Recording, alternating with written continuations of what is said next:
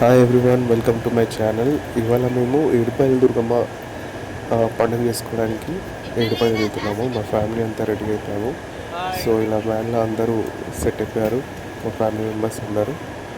So morning మేము ఇక్కడ నుంచి 10 o'clock బయలుదేరాము మా ఇంటి దగ్గర నుంచి.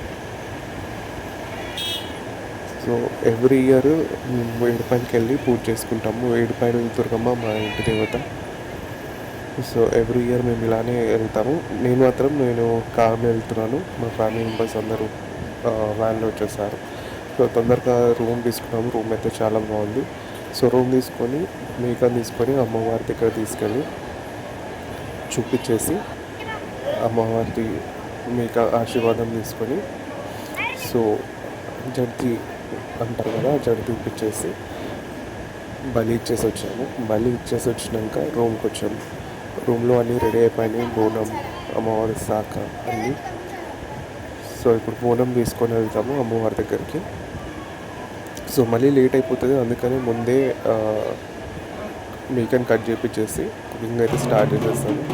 దాని తర్వాత బోనం తీసుకెళ్తున్నాము అమ్మవారికి.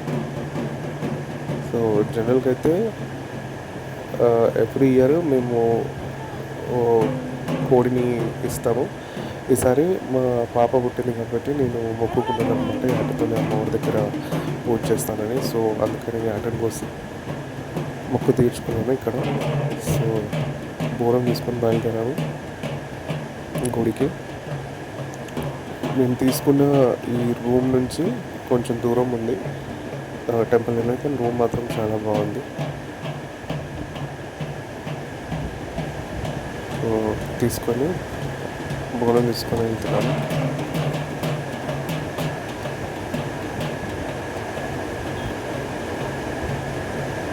మాతో పాటు వీళ్ళు మా కజిన్స్, ఇంకా మా అల్లుళ్ళు, మా సిస్టర్ పిల్లలు, ఆల్మోస్ట్ అందరూ ఫ్యామిలీ మెంబర్స్ అందరం వెళ్ళాము. బాగా ఎండ ఉండే. మీరు ఒకవేళ వెళ్ళినట్లయితే మార్నింగ్ వెళ్ళండి. బోనం పోయేటప్పుడు చాలా కాళ్ళు. సో ఇక్కడ వచ్చేస్తాము అమ్మవారి టెంపుల్ ఎంట్రన్స్కి.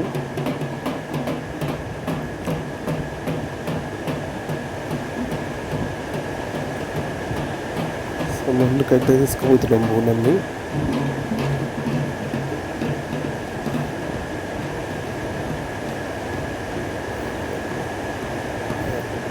ఏడుపాయల దుర్గమ్మ చాలా పవర్ఫుల్ దేవత, మా ఇంటి ఇలవేలుపు కూడా.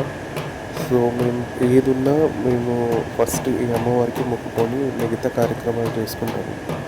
సో నేను పుట్టినప్పటి నుంచి మా ఫాదర్ ఈ అమ్మవారిని చాలా బాగా కొలిచేవారు.